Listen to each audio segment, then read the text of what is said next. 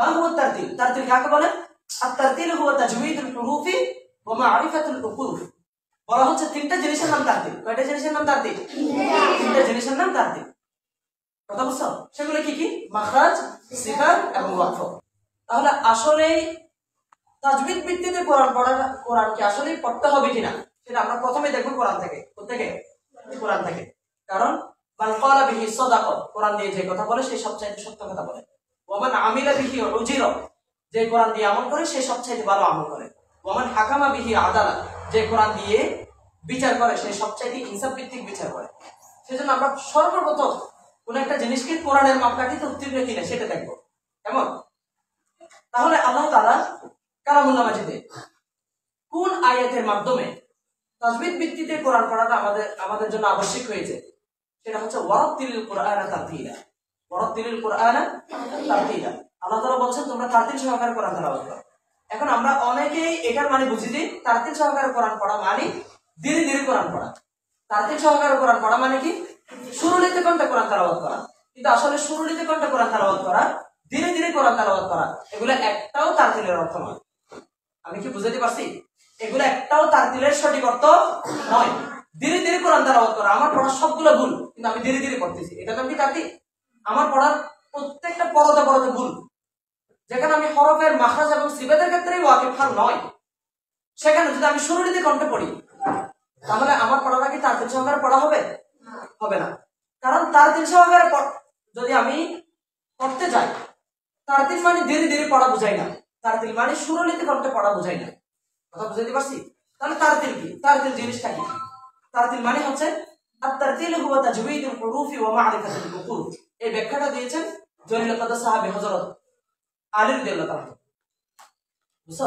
আজীবন তোমরা এই তিনটা জিনিস মনে রাখবা।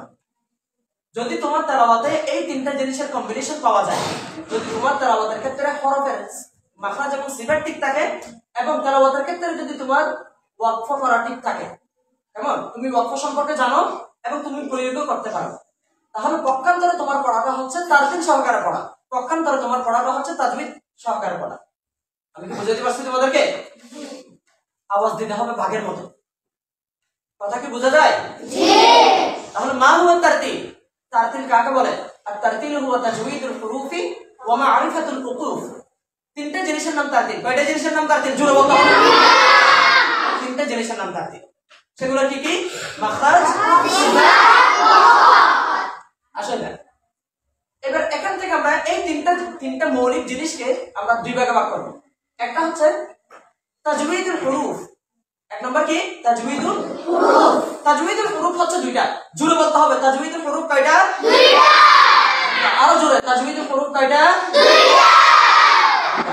এক নম্বর হচ্ছে মাখরাজ, দুই নম্বর হচ্ছে সিফাত। এক নম্বর কি? মাখরাজ, দুই নম্বর কি? সিফাত। এখন আমরা জানবো এই যে তাজউইদুল হুরুফ দুইটা আমরা বর্ণনা করেছি, মাখরাজ এবং সিফাত, তাহলে মাখরাজের কাজ কি, সিফাতের কাজ কি? আসলে একটা হরফ যথাযথ স্থান থেকে যথাযথভাবে উচ্চারণ করার ক্ষেত্রে মাখরাজ এবং সিফাতের দুইটারই কি আমার প্রয়োজন কিনা সেটা একটু দেখি। যেমন ধরো তুমি যদি মাখরাজকে বাদ দিয়ে দাও, যদি তোমার হরফের মাখরাজ ঠিক না থাকে, তখন যেভাবে তোমার হরফ শুদ্ধ হবে না, ঠিক একইভাবে যদি তোমার সিফাত ঠিক না থাকে তখনও তোমার হরফ ঠিক থাকবে না। আশা করি বুঝাতে পারছি। কিরকম? যেমন ধরো صاد سين زا ظال ذال ثا, তাহলে তানায়া উলিয়ার আগা তানায়া সুফলার আগা, মোট শব্দের আগা যেখানে মিলিত হচ্ছে সেখানে রক্সে লিসান জিহ্বার আগাটা বাজতেছে না বাজতেছে এমন অবস্থায় থাকবে, সেখান থেকে صاد سين زا উচ্চারিত হবে। এই হচ্ছে তিনটা হরফের একই মাখরাজ। صاد سين زا তিনটা আলাদা আলাদা হরফ কিনা? জোরে বলো। তিনটা আলাদা আলাদা হরফ কিনা? জি। তিনটা আলাদা আলাদা হরফ না? জি। صاد আলাদা একটা হরফ, সিন আলাদা একটা হরফ, জা আলাদা একটা হরফ। তাহলে صاد سين زا, صاد سين زا, মোট হরফ কয়টা? তিনটা। আচ্ছা এই হরফগুলো কয়টা স্থান থেকে উচ্চারিত হচ্ছে? একটা। কয়টা? একটা। আওয়াজ ছোট যেন না হয়। কয়টা? একটা। তাহলে যদিও আলাদা আলাদা তিনটা হরফ, কিন্তু আলাদা আলাদা তিনটা হরফ মৌলিক একটা জায়গা থেকে আদায় হচ্ছে। তিনটা হরফের মাখরাজ কিন্তু একটা। কয়টা? একটা। তিনটা হরফের মাখরাজ কয়টা? একটা। কিন্তু আবার তিনটা হরফ যাই উচ্চারিত হওয়ার স্থান অবশ্যই একটা, কিন্তু তিনটা হরফ উচ্চারিত হচ্ছে তিন ভাবে। যেমন সদ, এটা হচ্ছে মোটা হয়ে উচ্চারিত হয়েছে, সিন এটা পাতলা, জা এখানে আবার তেজ আওয়াজ, তাই না? তাহলে তিনটা হরফ আলাদা হয়ে গেছে? জি। তিনটা হরফ কি আলাদা হয়েছে? জি। এটা আসো সানাইয়াউলিয়ার আগার ভিতরের পার্শ্ব, জিহ্বার আগার, সানাইয়াউলিয়ার আগার ভিতরের পার্শ্ব, অর্থাৎ সামনে উপরের দুই দাঁতের আগার ভিতরের পার্শ্ব, সেখান থেকে ও দাল সা, ও দাল সা, এই তিনটা হরফ উচ্চারিত হচ্ছে। কয়টা হরফ? তিনটা। তাহলে এই তিনটা হরফের স্থান কয়টা? একটা। এই তিনটা হরফ একই জায়গা থেকে উচ্চারিত হচ্ছে, তিনটা হরফ একই জায়গা থেকে উচ্চারিত হচ্ছে, কিন্তু ও এটা কিন্তু মোটা, জাল এটা আবার পাতলা, ঠিক আছে? ও জাল তা এটাও আবার কি পাতলা, ঠিক আছে? আমি বেশি ব্যাখ্যা বিশ্লেষণের দিকে যাচ্ছি না, আর কি সংক্ষেপে বুঝে নাও। তাহলে তিনটা হরফ আলাদা হয়েছে কিনা? তাহলে একই স্থান থেকে উচ্চারিত হওয়ার পরও, তিনটা হরফ একই স্থান থেকে উচ্চারিত হওয়ার পরও তিনটা হরফকে যে আলাদা করে ফেলেছে ওটা হচ্ছে সিফাত। ওটা কি? সিফাত। সিফাত। তার মানে আমরা এখান থেকে একটা জিনিস বুঝতে পারলাম, হরফের মাকান, হরফের মাকান হচ্ছে মাখরাজের আলোচ্য বিষয়। হরফের মাকান হচ্ছে কি? মাখরাজের আলোচ্য বিষয়। আর হরফ উচ্চারিত হওয়ার যে কাইফিয়ত ওটা হচ্ছে সিফাতের আলোচ্য বিষয়। আমি কি বুঝাইতে পারছি? জি। তার মানে হরফ উচ্চারিত হওয়ার স্থান, আরবি হরফ 29টা, যে সমস্ত স্থান সমূহ থেকে উচ্চারিত হয় এগুলো হচ্ছে মাখরাজ। ওই স্থান থেকে হরফগুলো যেভাবে উচ্চারিত হবে এটা হচ্ছে সিফাত। এটা কি? সিফাত। তার মানে হরফ উচ্চারিত হওয়ার স্থান নির্দেশ করবে মাখরাজ, আবার ওই নির্দিষ্ট স্থান থেকে হরফগুলো কিভাবে উচ্চারিত হবে, কেমন হরফ উচ্চারিত হওয়ার ধরন নির্দেশ করবে সিফাত। হরফ উচ্চারিত হওয়ার কি ধরন নির্দেশ করবে? সিফাত। যেমন ধরো হামসের হরফ যেগুলা, হুরুফে মাহমুসা যেগুলা, হুরুফে মাহমুসা গুলো আদায় করার সময় দুর্বলতার সাথে আদায় করতে হবে, বাতাস চাল থাকবে। বাতাস কি থাকবে? চাল থাকবে। কেমন? তাহলে হামসের হরফ যেগুলা বাতাস চাল থাকবে, কিন্তু আবার পক্ষান্তরে জাহারের হরফ যেগুলা সেগুলা কি বাতাস বন্ধ থাকবে। সিদ্ধাতের হরফ যেগুলা কেমন আওয়াজ বন্ধ থাকবে। রিখওয়াতের হরফ যেগুলা আওয়াজ চালু থাকবে। বাইনিয়ার হরফ যেগুলা এগুলো আওয়াজ একেবারে বন্ধ হবে না, চালু থাকবে না। ইস্তিয়ালার হরফ যেগুলা জিহ্বার পুরো উপরের দিকে তুলতে হবে, হরফটা মোটা হবে। আবার ইস্তিফালের হরফ যেটা যখন ইস্তিফাল আসবে, ইস্তিফাল ইনফিতা যখন আসবে তখন আবার জিহ্বার অধিকাংশ নিচের দিকে থাকবে, তার মানে হরফটা পাতলা হবে।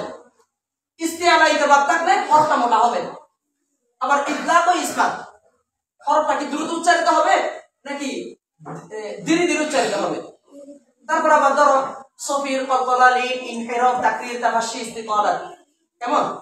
তাহলে এখানে তেজ আওয়াজ বের হবে কিনা, আলাদা একটা ধাক্কা আসবে কিনা, কেমন? এই যে ইত্যাদি বিষয়গুলা এগুলো হচ্ছে সিফাত। এগুলো কি? সিফাত। তার মানে হরফ উচ্চারিত হওয়ার, আমি শেষ করে দিচ্ছি, মাখরাজ এবং সিফাত। দেখো, হোয়াটস দ্য ডিফারেন্স বিটুইন মাখরাজ এন্ড সিফাত? সিফাত এবং মাখরাজের মধ্যে পার্থক্য আসলে কোথায়? পার্থক্য হচ্ছে মাখরাজ হরফ উচ্চারণের স্থান নির্দেশ করে, সিফাত হরফ উচ্চারিত হওয়ার ধরন নির্দেশ করে। কথা বুঝাইতে পারছি? এমন ভাবে তোমাদেরকে পড়ানো হচ্ছে যেভাবে পড়ালে তোমরা নিজেরা অন্যদেরকে পড়াইতে পারবে ইনশাআল্লাহ। এমন ভাবে বোঝানো হচ্ছে যেভাবে বুঝাইলে পরে পরবর্তীতে তোমরা অন্যদেরকে বুঝাইতে পারবে ইনশাআল্লাহ। তাহলে আমরা বুঝতে পারলাম, এই যে তোমাদেরকে প্র্যাকটিক্যালি আমি দেখাইলাম, তিনটা হরফের উচ্চারিত হওয়ার স্থান কিন্তু এক, কিন্তু তিনটা হরফ উচ্চারিত হচ্ছে তিন ভাবে। তাহলে স্থান এক হওয়ার পরও হরফের মধ্যে যে ভিন্নতা আসতেছে, এই ভিন্নতা হচ্ছে সিফাতের মাধ্যমে আসে। কিসের মাধ্যমে আসে? সিফাতের মাধ্যমে আসে। কথা বুঝাইতে পারছি? যদি সিফাতের কোনো প্রয়োজনই না থাকতো তাহলে স্থান যেহেতু এক, তাহলে হরফ তিনটা এক হওয়ার দরকার ছিল, তাই না? তার মানে মাখরাজ হরফ উচ্চারিত হওয়ার স্থান নির্দেশ করে, সিফাত হরফ উচ্চারিত হওয়ার ধরন নির্দেশ করে। সিফাত হরফ উচ্চারিত হওয়ার ধরন নির্দেশ করে। পাইছি তো আমরা? এবার আসো 3 নম্বর আরেকটা জিনিস কি বলছিলাম, অর্থাৎ ইলমে তাজউইদ। ইলমে তাজউইদ নামের যে বিল্ডিংটা আছে ওই বিল্ডিংটার খুঁটি হচ্ছে তিনটা। কয়টা? তিনটা। কয়টা? তিনটা। ইলমে তাজবিদ নামে যে বিল্ডিংটা, ওই বিল্ডিং এর খুঁটি কয়টা? তিনটা। কি কি? মাখরাজ, সিফাত, ওয়াকফ। এই তিনটা মৌলিক খুঁটির উপর হচ্ছে ইলমে তাজবিদ নামের বিল্ডিংটা দাঁড়িয়ে আছে। কথা বুঝতে পারছি? তারপরে এবার ইলমে তাজবিদের যে সমস্ত বিষয়গুলো তোমরা জানো, আমরা কারি সাহেবরা যে বিষয়গুলো আমরা বলি, বুঝছো? ইলমে তাজবিদ মানে হচ্ছে কোরআনের একটা কোরআনের ব্যাকরণ, বুঝছো? কারি সাহেব যাদেরকে বলা হয় ওরা হচ্ছে কোরআনের গ্রামার নিয়ে যারা পড়াশোনা করে তুলনামূলক ওদেরকে। তাহলে এই যে এত এত নিয়ম কানুন, বুঝছো? তাহলে অনেক অনেক কিতাব শেষ করতে হয়, অনেক অনেক রুলস জানতে হয়। এই সমস্ত নিয়ম কানুন নিয়ম পদ্ধতি সবগুলো তিনটা মৌলিক জায়গা থেকে আসছে। কয়টা? তিনটা। তিনটা। যেমন এই যে বুনিয়াল ইসলাম আলা খামসিন, একটা নাশিদ আছে না? বুনিয়াল ইসলাম আলা খামসিন খামসাতি আরকানিন ফিদ্দীন সাওমুন ওয়া সালাতুন ওয়া যাকাতুন হাজ্জুন ওয়াশ শাহাদাতাইন। আছে না? তার মানে ইসলাম নামের বিল্ডিংটা দাঁড়িয়ে আছে আবার 5টা কোটির উপরে। কয়টা? 5টা। তাহলে ইসলামের যে সমস্ত বিধিনিষেধ গুলো আছে, অনেক অনেক বিধিনিষেধ আছে না? কথা বলেন, আছে? জি। কিন্তু সমস্ত বিধিনিষেধ গুলো আছে 5টা মৌলিক জায়গাতে। ঠিক একই ভাবে ইলমে তাজবিদ কিন্তু দাঁড়িয়ে আছে 3টা পিলারের উপরে। কয়টা? 3টা। ওই 3টা পিলারের নাম হচ্ছে মাখরাজ, সিফাত, ওয়াকফ। কথা বুঝছো? আর ইলমে তাজবিদের যত ধরনের বিষয় আছে, যত ধরনের নিয়ম নীতি আছে, যত ধরনের নিয়ম পদ্ধতি আছে, যত ধরনের বিধিনিষেধ আছে, সবগুলো আছে এই 3টা মৌলিক জায়গাতে। আমি কি বুঝাতে পারছি? তাহলে আমরা মাখরাজ এবং সিফাতের পার্থক্যটা বুঝতে পারলাম। এখন আমরা জানবো সংক্ষেপে, যদিও এগুলো নিয়ে অনেক বিস্তারিত আলোচনা ইনশাআল্লাহ আমরা সামনে করব। তাহলে আরেকটা বিষয় যেটা থাকে সেটা হচ্ছে ওয়াকফ। সেটা কি? ওয়াকফ। তাহলে দেখো, এই ওয়াকফ হচ্ছে এমন একটা জিনিস, তুমি কোরআন তেলাওয়াত শুরু করেছো, তাহলে তোমার থেকে শেষ করতে হবে না? করতে হবে। আচ্ছা, ব্যারেক ছাড়া গাড়ি কি নিরাপদ নাকি অনিরাপদ? অনিরাপদ না? ব্যারেক ছাড়া যদি গাড়িতে ব্যারেক না থাকে তাহলে গাড়ি কিন্তু রাস্তায় চলবে না, খালে বিলে সবখানে চলবে। ঠিক আছে না? এটা কিন্তু অনিরাপদ। এটা কি? অনিরাপদ। ঠিক একই ভাবে ওয়াকফ হচ্ছে এমন একটা বিষয় যে জিনিসটার মাধ্যমে তুমি কোরআন মাজিদ সুন্দর করে শুরু করতে পারো এবং সুন্দর করে তুমি শেষ করতে পারো। কথা বুঝতে পারছি? এই ওয়াকফটা হচ্ছে অনেক গুরুত্বপূর্ণ বিষয়, যেটা তোমাদের থেকে মারাত্মক ভুল হয়। এই যে তোমরা যেখানে সেখানে ওয়াকফ করে দেবে, কোথায় ওয়াকফ করা জায়েজ, কোথায় না জায়েজ, কোথায় ওয়াকফ করলে পিছন দিক থেকে মিলাই করতে হবে, কোথায় ওয়াকফ করলে পিছন দিক থেকে মিলাই করার দরকার নেই, কোথায় ওয়াকফ করা যায় আবার নাও ওয়াকফ করতেও পারবো, নাও করতে পারবো, আবার কোথায় ওয়াকফ করাটা আফজল, এগুলোকে আমরা বুঝি না। তাহলে এই বিষয়গুলো আমাকে জানতে হবে। বুঝতে পারছি আমি? হ্যাঁ। তাহলে কি বলছিলাম? এতক্ষণ ধরে আমরা কথা বলেছিলাম ওয়ারাত্তিলিল কুরআন তারতিলা নিয়ে। কেমন? আল্লাহ তাআলা বলছেন যে তারতিল সহকারে কোরআন তেলাওয়াত করতে হবে। আর আমি যদি বলি মা হুয়া তারতিল, তারতিল কাকে বলে? আত-তারতিল হুয়া তাজউইদুল হুরুফি ওয়া মা'রিফাতুল হুরুফ। যদি 3টা জিনিস আমার জানা থাকে এবং আমার তেলাওয়াতের মধ্যে প্রয়োগ করতে পারি, তাহলে আমার তেলাওয়াতটা হবে তারতিল সহকারে তেলাওয়াত, পক্ষান্তরে আমার তেলাওয়াতটা হবে তাজউইদ সহকারে তেলাওয়াত। সেই 3টা জিনিস কি? মাখরাজ, সিফাত এবং ওয়াকফ। কেমন? তাহলে মাখরাজ হরফ উচ্চারিত হওয়ার স্থান নির্দেশ করবে, সিফাত হরফ উচ্চারিত হওয়ার ধরন নির্দেশ করবে, ওয়াকফ হচ্ছে কিভাবে শেষ করতে হবে। আমি তেলাওয়াত শুরু করেছি, কিভাবে আমি শেষ করব, কোথায় থামবো, কোথায় থামলে পিছন দিক থেকে মিলাই করতে হবে, কোথায় থামাটা আফজল, কোথায় না থামা আফজল, এগুলো আমাকে শেখাবে। বুঝছো? তাহলে মাখরাজ, সিফাত, ওয়াকফ এই 3টা জিনিস যখন তোমার তেলাওয়াতের মধ্যে পাওয়া যাবে, তখন তোমার তেলাওয়াতটা হবে তারতিল সহকারে তেলাওয়াত। তোমার তেলাওয়াতটা কি রকম? তারতিল সহকারে তেলাওয়াত। আশা করি আমি বুঝাইতে পারছি। এখন আসো, এই যে তাজউইদ সহকারে কোরআন পড়া, এটা কি আসলে আবশ্যিক? এখন আমরা তো প্রথমে কোরআনের মাধ্যমে জানতে পারলাম, তাই না? সরাসরি আল্লাহ তাআলা কালামুল মাজিদ দেখি ইলমে তাজউইদ সহকারে যে কোরআন পড়তে হবে সেটা বলে দিয়েছে। এখন আমরা আসি হাদিস শরীফ দ্বারা এটা প্রমাণিত কিনা সংক্ষেপে, যদি অনেক অনেক হাদিস শরীফ আছে, একটা হাদিস শরীফ তোমাদেরকে শোনাবো। সেটা কি? সেটা হচ্ছে হযরত যায়েদ ইবনে সাবিত রাদিয়াল্লাহু আনহু থেকে বর্ণিত। তিনি বলেন, ক্বালা রাসূলুল্লাহ সাল্লাল্লাহু আলাইহি ওয়াসাল্লাম, ইন্নাল্লাহা ইউহিব্বু আন ইউকরা আল কুরআন কামা উনজিলা। নিশ্চয় আল্লাহ তাআলা কোরআনের সেই পাঠকারীকে পছন্দ করেন যে কোরআন যেভাবে নাযিল হয়েছে সেভাবে তেলাওয়াত করে। তাহলে এবার তোমাদের কাছে প্রশ্ন, কোরআন কি তারতিল সহকারে নাযিল হয়েছে নাকি তারতিল ছাড়া? কোরআন কি তাজউইদ সহকারে নাযিল হয়েছে নাকি তাজউইদ ছাড়া? তাজউইদ সহকারে। তার মানে এখন আল্লাহ তাআলা রাসূল আকরাম সাল্লাল্লাহু আলাইহি ওয়াসাল্লাম কি বলছেন? ইন্নাল্লাহা ইউহিব্বু, নিশ্চয় আল্লাহ তাআলা ওই ব্যক্তিকে পছন্দ করে আইয়ুকরা আল কোরআন কামা উনজিলা, যে কোরআন যেভাবে নাযিল করা হয়েছে সেভাবে তেলাওয়াত করে। তাহলে কোরআন যেভাবে নাযিল করা হয়েছে সেভাবে যে তেলাওয়াত করে তাকে কে পছন্দ করে? আল্লাহ। সেজন্য তারতিল ছাড়া, তাজবিদ ছাড়া কোরআন পড়ার কোনো সুযোগ নাই, কোনো সুযোগ নাই। অর্থাৎ ধরো এখানে তোমরা যারা আসছো, এখানে তোমরা হাফেজ কোরআন হওয়ার জন্য আসছো না? হ্যাঁ, তাহলে তোমরা যারা হাফেজ কোরআন অথবা যারা হামেলে কোরআন, যারা কোরআনকে রক্ষা করো, আলহামদুলিল্লাহ, বলো আলহামদুলিল্লাহ। যদি আমরা যারা হাফেজ কোরআন হয় নাই, আল্লাহ তাআলা তাদেরকে ধরবে না, কিন্তু আল্লাহ তাআলা মুসলিম হিসেবে সবাইকে ধরবে যদি সেই কোরআন শুদ্ধ করে পড়তে না পারে। আবার আরেকটা কথা শুনে রাখো, ধরো আমি চেষ্টা করতেছি, আস-সা'য়ু মিন্না ওয়াল ইতমামু মিনাল্লাহ, আমার কাছে হচ্ছে চেষ্টা করে যাওয়া, প্রতিদান কার কাছ থেকে চাইবো? আল্লাহর কাছ থেকে। কথা বুঝছো? এখন ধরো তোমরা আমার থেকে শিখার চেষ্টা করতেছো, এখন অনেক চেষ্টার পরও তোমরা কোরআন শুদ্ধ করে পড়তে পারতেছো না। আমি যদি একটা সওয়াব পাই, তুমি পাবা দুইটা। কয়টা? এই আমি তোমাদেরকে একটা ভুল ভেঙে দিচ্ছি। অনেকে বলে যে কোরআন যদি মানে ধরো কোরআন যারা অশুদ্ধ পড়ে তাদের আমার নামে তো প্রতিনিয়ত গুনাহ লেখা হবে, কারণ আল কোরআন হুজ্জাতুল লাকা ওয়া আলাইহি, কোরআন হয় আমার পক্ষে দাঁড়াবে, না হয় আমার বিপক্ষে দাঁড়াবে। কোরআনের হক আদায় করতে পারলে কোরআন আমার পক্ষে দাঁড়াবে, আর কোরআনের হক আদায় করতে না পারলে কোরআন আমার বিপক্ষে দাঁড়াবে। এখন অনেকে মনে করে যে তাহলে আমরা তো অশুদ্ধ পড়তেছি, আমরা তো ভুল পড়তেছি, তাহলে আমাদের আমার নামে তো গুনাহ হবে না। আমি যদি শুদ্ধ কোরআন পড়তে পারি, আমি যেইটুকু সওয়াব পাবো তুমি পাবো দুইটা করে। কয়টা? অর্থাৎ আমার যে পরিমাণ সওয়াব হবে তোমার থেকে হবে ডাবল, তোমার থেকে হবে কি? যদি তুমি চেষ্টা করো। আরেকজন যে কোরআন ভালোভাবে পড়তে জানে, পড়তে পারে, যিনি তাজবিদের অনেক জ্ঞান রাখে, ওনার থেকে যখন তুমি শিখতে চাইবা, তুমি না পারলেও যার থেকে তুমি শিখতেছো ওনার যে পরিমাণ সওয়াব হবে শুদ্ধ পড়ার কারণে, তুমি অশুদ্ধ পড়ার কারণে চেষ্টা করার পরও ডাবল সওয়াব হবে। ডাবল কি হবে? সওয়াব হবে। বুঝতে পারছিস?